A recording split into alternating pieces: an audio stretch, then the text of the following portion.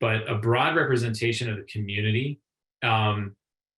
This slide particularly is how public input tries to help with our equity mapping module, in the sense that we take geographic information, GIS layers, and look at where we're interacting with people as it relates to their socioeconomic, likelihood, their likely socioeconomic background.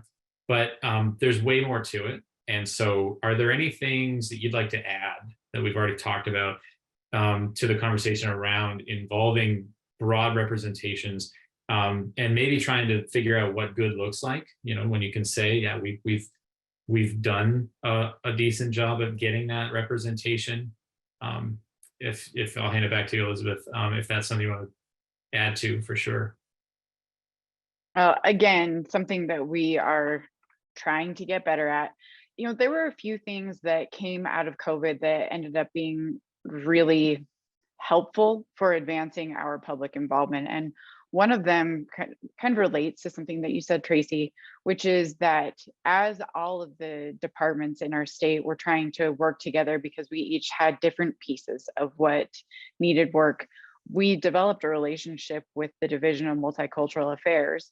And they have people who are fluent in every language that is spoken in Utah.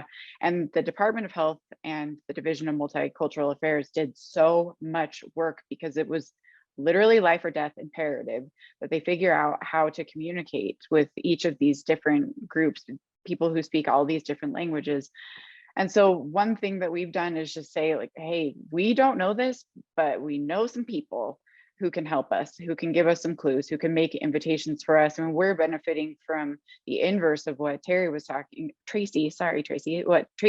about, which is having people help make introductions on our behalf, so that there's a level of trust there when we come in to talk with them. And so that's something unique that we've been able to do in the past couple of years, to try to just get a foot in the door and demonstrate through our behavior that we're trustworthy, so they will actually share with us.